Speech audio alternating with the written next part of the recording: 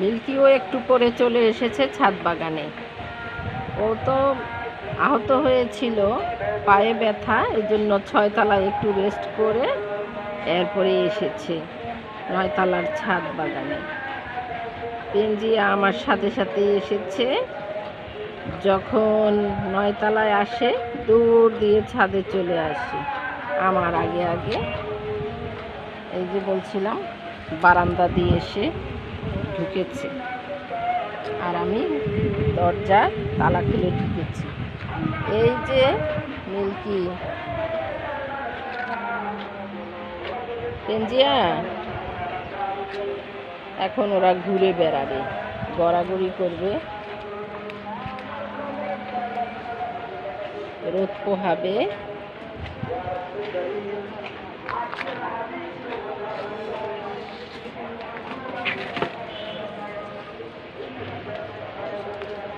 Milky, Pangaea,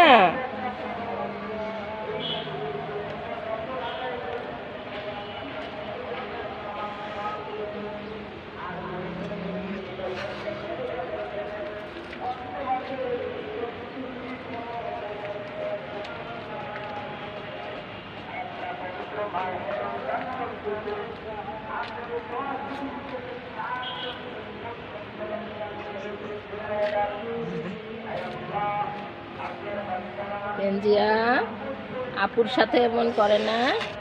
আপু ব্যথা পেয়েছে তো, আপু অসুস্থ, মিল্কি অসুস্থ।